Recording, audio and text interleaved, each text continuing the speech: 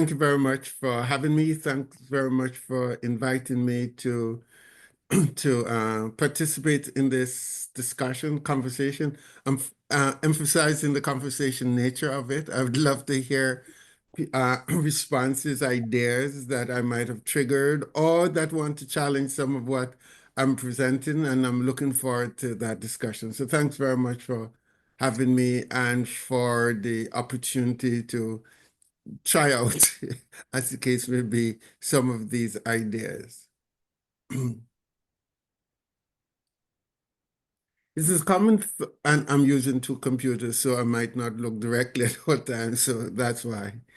It is a common thought in neoliberal democratic countries like Canada that individuals' location in the stratification system based on class and other things is largely a product of their choosing, and hence the efforts to maintain or change this situation. It is believed that through education offered and sustained by the various levels of schooling institutions, individuals could maintain and or access the necessary social and cultural capital to participate in society as they desire. This persuasive cultural value serves to inspire individuals, especially people marginalized or minoritized by gender, class, race, ethnicity, immigration status, religion, sexuality, etc., thereby contributing to their belief that social mobility is possible, particularly by obtaining the education required.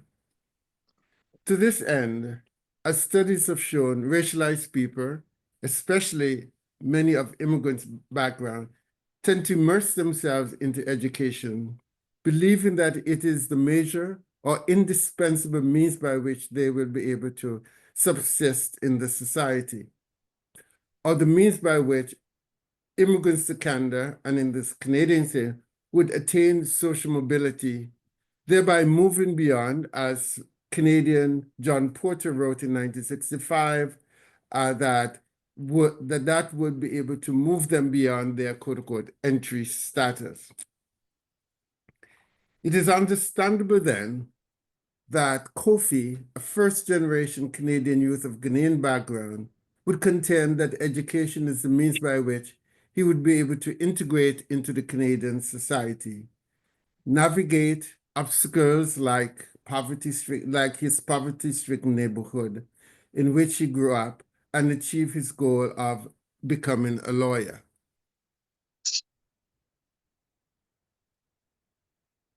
Sorry. In fact, in the book, First Generation Student Experience in Higher Education, Leon Taylor and I wrote of Kofi, referencing his notable saying, and I quite like the saying, and I share that, education will get you to the station.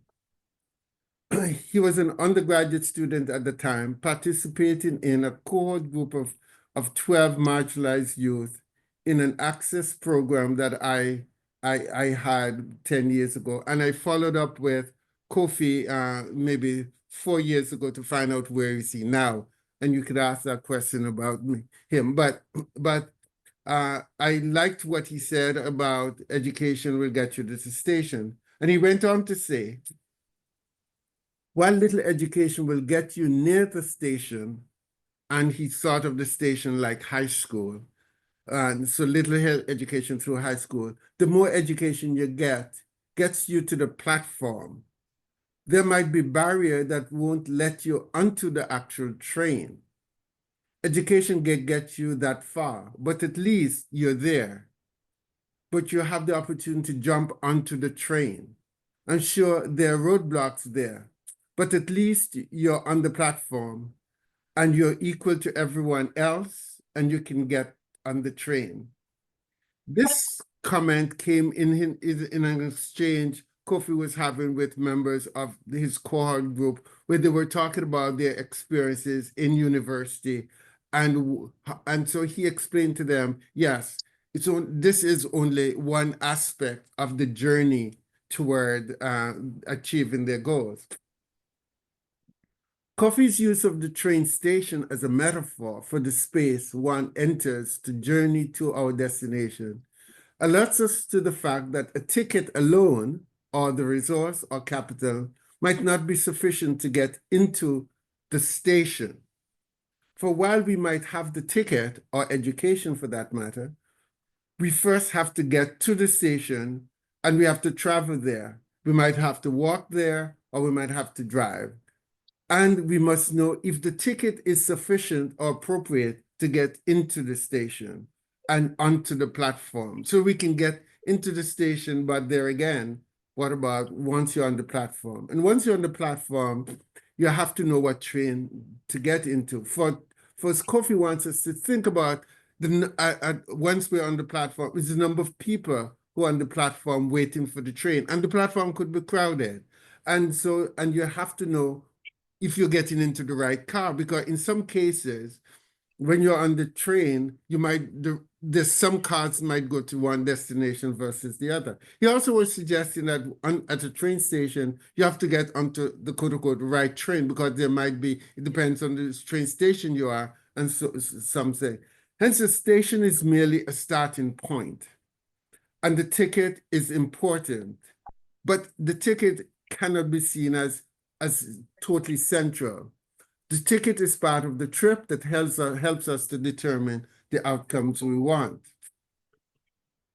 In other words, if we consider education as a ticket, and it's not all that's needed for our journey to our destination, it can be considered an important resource and asset, but its value or effectiveness is in relation to the individual, the passenger, or the person, the identity and the systems they have to negotiate, which are structured by the communities with which they identify, the institutions they traverse, and the society's social cultural conditions at the time. So all those are going to influence the education process. So for me, the question that I want us to consider is education, which I'm referring to here as an asset or a resource or a capital, a sufficient ticket for realizing the social success the Black youth aspire to achieve? Research has shown that Black youth and families tend to see education as an important resource, yes. And for Kofi and others, it's like to give back to the community. And that's what he says, why he was in university and and a number of his peers, and we keep hearing to give back to the community. So we cannot lose sight of how community is informing certain groups of students once they are going to get education. So he says community, then he says, and then other research and other youth will say, education will open doors so that they might take advantage of employment and social opportunities. This chunk of education is enabling them to meet their immigration parents' hope, dreams, and expectations for success, because especially when we think of the immigrant, is how much that relationship to community, relationship to parents is influenced, because and many of these kids, especially immigrants, and we can get into that, see sometimes it's they have to realize the goals of their parents, or the parents might quote unquote living through them, which sometimes we do not see among third plus generation kids. So that whole immigration factor. And I also think of it as the immigrant drive, and how that immigrant drive influenced that sense that education is what you need. And also the immigrant drive, sometimes we see where the parents might have nothing else but to ensure that is education that you're getting to get there, because economically they're not able to provide that. And also there is this notion among young people fed by the society that education can serve as an equalizer, thereby making it possible for them to be recognized, validated, supported, like all other members of the society. For example, Kofi commented that he was in university because he wanted to give back to his community, the Black community, and help, quote, whoever helped me get where I was. So when I'm stable, I want to give back to those who gave to me. So it's nice to have that little cycle. I strive to make a positive change to the school environment and to the community. If anyone wants to stop me as I'm making these points, please, by all means, you can do so, or you can put the questions in the chat. Underline young people's uh, aspirations is that whole idea of their family's reliance on them, the trust in education as something that will take them where they are and will be able to stimulate their intellectual abilities and support their intellectual abilities. Young people also feel that they can ultimately exercise their agency and be able to use that agency to get where they want. And they have a willingness to take advantage of the post-secondary education opportunities that will enable them to get to their quote-unquote destination. They will see that all these are needed as well to enter the job market. And once in the job market, depending on the jobs they want and they get, they see that as getting them the mobility that society has promised them. I use the word educational capital, and I know it's not very used in that way, but I'm picking up on Bourdieu's idea of social capital, which is defined as the actual or potential resource linked to the possession of a durable network or more or less institutional relationships that can help people get the necessary recognition and acquaintances and be able to help in their outcome. It serves for me as a good reference to think of education as a capital. Educational capital, I would argue, is a resource or asset that is enabled or mediated by the schooling and other systems, and which, intersecting with social culture and other capital, assist individuals in their personal development and in negotiating structures in their effort to realize their ambitions.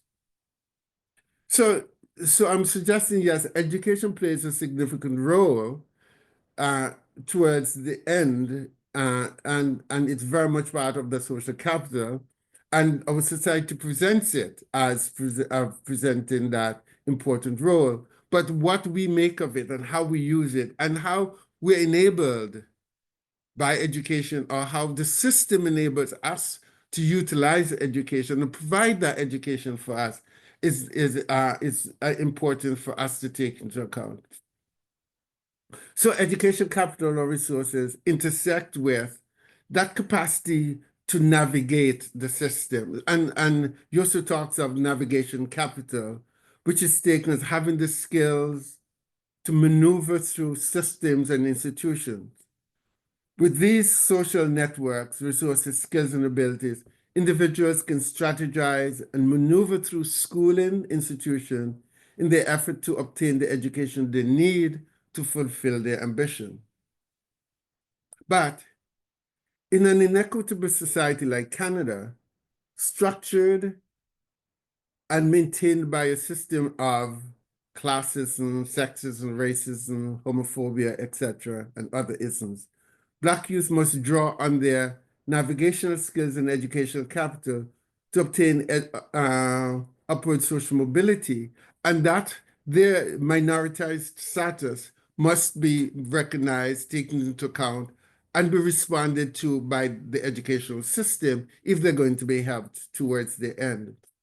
And so relevant here for me, and since I'm talking to an international audience, is the multicultural ethos or discourse in Canada, which often provides, in some cases, a false sense of acceptance of all ethno-racial groups. So I want to make some brief reference to the multiculturalism policy of Canada, and so that we can put a sense of where it takes us and how it helps.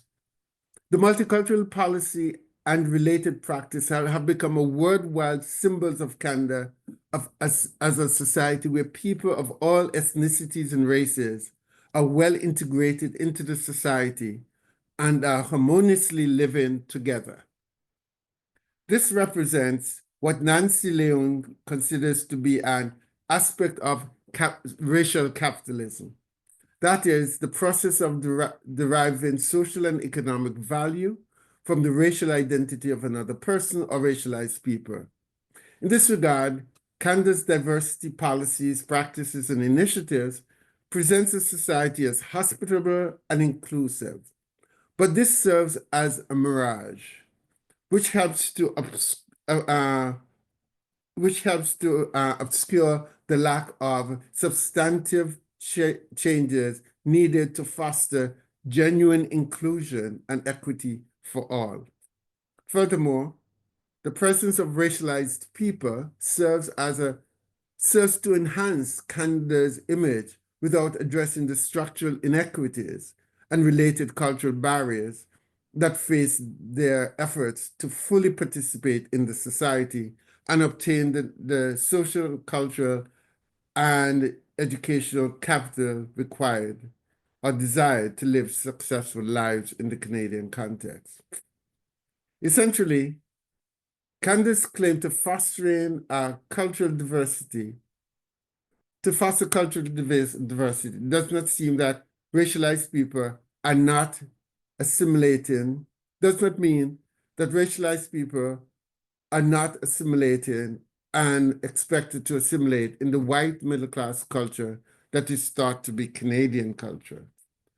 Besides, in the 1970s and up to the 1980s, immigrants to Canada were given points up to 10% by immigration officers for what was constructed as their level of adaptability, showing capacity to fit into the Canadian culture.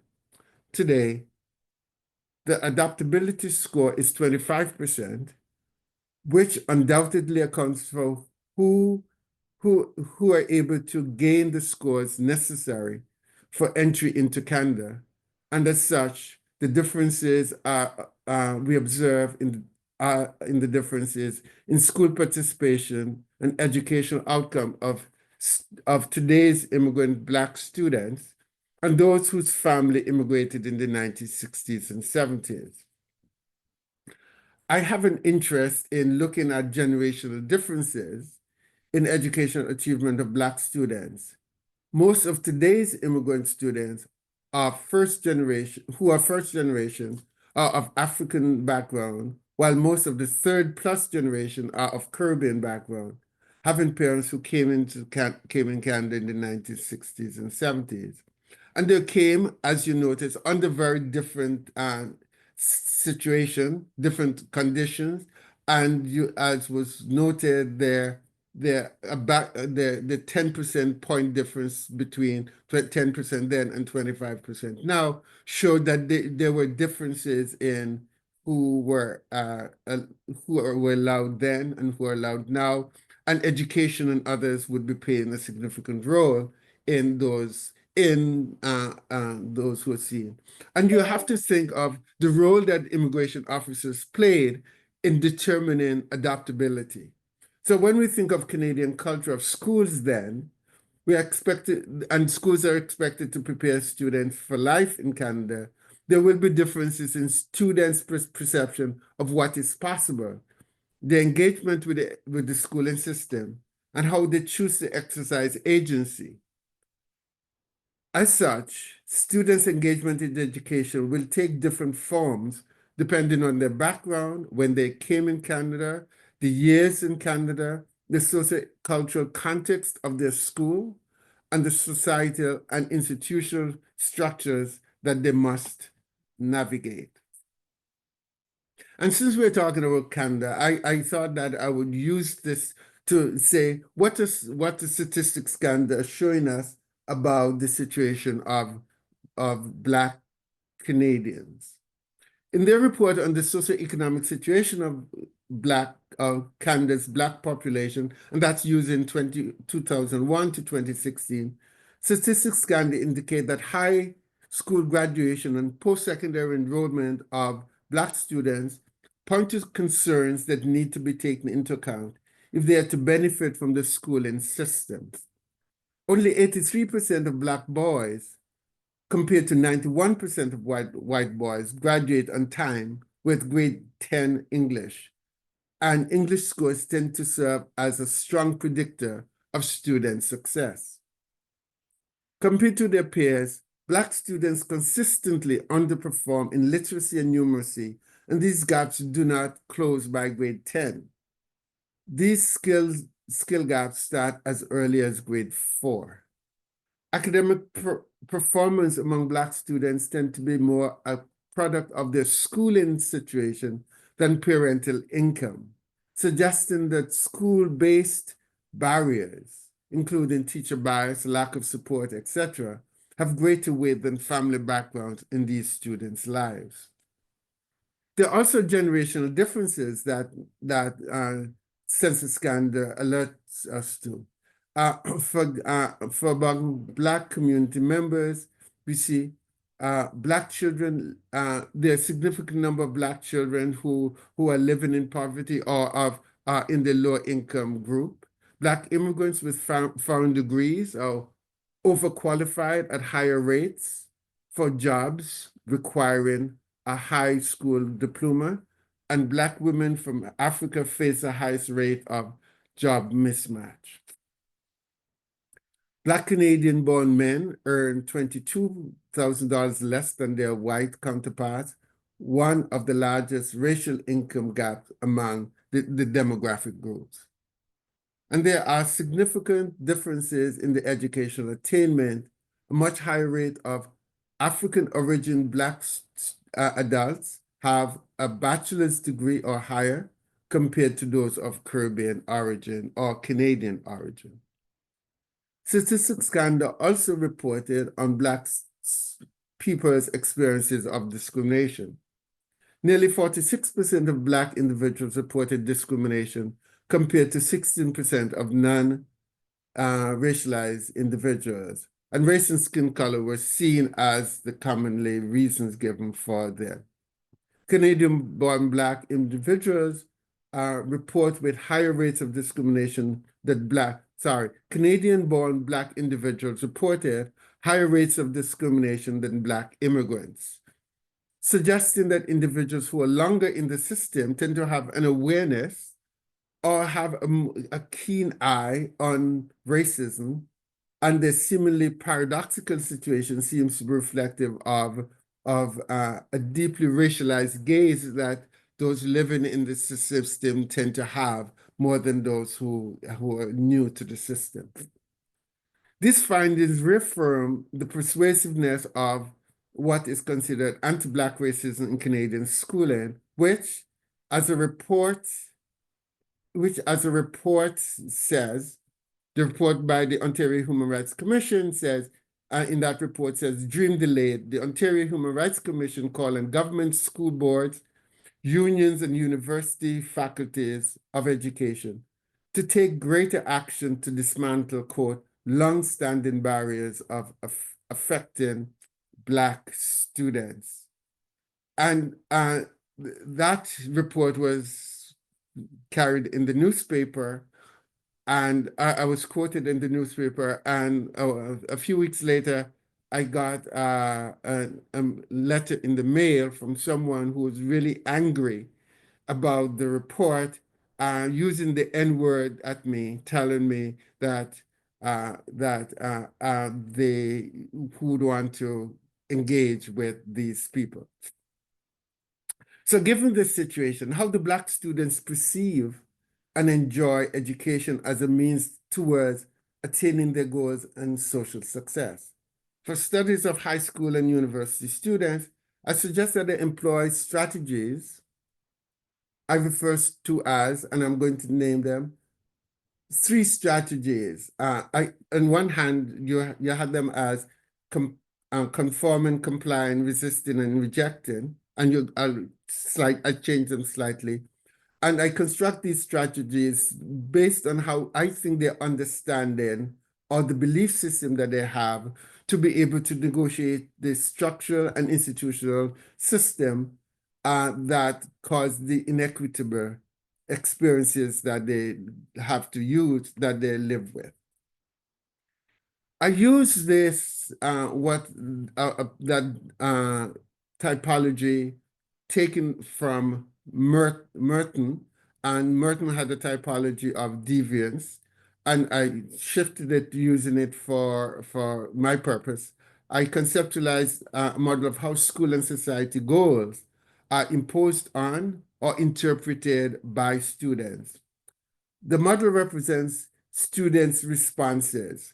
Students' response could be reject or accept the values and goals of society, and they could also be comply or not comply with those goals and objectives. So here, I talk of, so I consider them uh, four C's, and the four C's are concede, sorry, conform, concede, contest, and check out. Students conform by accepting the cultural goals that be given to them of success, like going into university, working at white collar jobs, and they accept these as legitimate means of achieving success. They believe in the idea of hard work, and they tend not to question authority because they think that conforming is what's needed. There are those who I argue would concede. On one hand, they reject the cultural goals of success. They see too many contradictions in that. So they reject them, but at the same time, they're pragmatic and they engage the education system because they think that I'm here, might as well comply with what I have to deal with. In other words, they are conceding. They concede to what the system says. There are those who contest the system, or I would another word for contest would be resist the system because they see they see contradictions in what society says. You can work hard, you can get education and get where you want, but at the same time, they see that somehow they have to be strategic and engage with that pathway towards their success. They don't want to. They want to constantly contest it, and every matter of time they're contesting it, but they know that if I'm not going to be just simply thrown out of the system, I have to negotiate my way. So they use some of these negotiation skills. And you see some of those would be some of those students are the students who are really on top of their classes. They tend to be A+ students. They tend to want to demonstrate that they're better than those people who think they're not good. They know and they believe that they're doing this to demonstrate that Black people can be in the system and show that I know the system more than you. The system that you think that I should not be successful in, I'm succeeding in it. And it's a way of telling you, writing back. And there are those who see the system as that which to reject. The society has these values that we have, but it's a lie. And the schooling system that they want to do, and it's it's really not helpful. Their teachers and all those other kinds of things. Though they check out. These people are very knowledgeable. They do the necessary analysis. They're critical in the analysis. So it's not that they don't see and know what's going on. They do see and know what's going on, but they're not going to give in to it. And we see some of those very, very, very, very much so. And you know, they'll be highly critical people, and they will be. And when you see them, these students with these different contradiction with different perspectives. You know, I think of those students who especially some of these who are checking out, they don't vote because they do not see that voting is going to make a difference in some of these ways. But there is a fifth group I thought of who are negotiating the system. They understand that they have to live with the challenge. They reject it all, but at the same time, they have an existing belief that success for them will have a means towards ultimately the goals that they would want for themselves and the society. I started by with reference to a student, Kofi. And you know, you could see Kofi would be one of those resisting or contest students. And you know, he's very successful, but he's constantly challenging the system. He's very successful. Now he lives in the US, in New York rather than in Canada. And he moved from here. He went to do his graduate work in England, went to do graduate work in China, and then do further graduate work in New York. So it's a way of showing that, yes, I'm going to contest the system, but I'm going to demonstrate I can be successful. As I was thinking about these students and their work, I came across an article that was titled, "I was a low-income college student. Classes weren't the hard part." Again, I'm saying class is not the hard part. It was written by Anthony Jack, who's a professor at Harvard, and he talked about being a freshman at Amherst College in the States. He said, after my first year, I knew when there would be disruption coming and planned for these difficult days that he would have. He also talked about, I like to think that landing a coveted college spot is a golden ticket for students from disadvantaged backgrounds. We think less critically about what happens next. I lived this gap as a first-year student. So the idea is not just entering university, getting into university. What happens once students get into university? Again, it's not just education, it's what happens with the education they get. So as Professor Jack says, admissions alone, as it turns out, is not the great equalizer. Just walking through the campus gives Gates unavoidably heightens students' awareness and experiences of the deep inequalities around them. And he goes on to talk about school cannot simply showcase smiling black and brown faces in the glossy brochures and students wearing shirts blaring first generation and proud. These things do not really carry it further. It requires college and universities to question what they take for granted about these students and about the institutions themselves. And he talked about college is a difficult time for many of these students.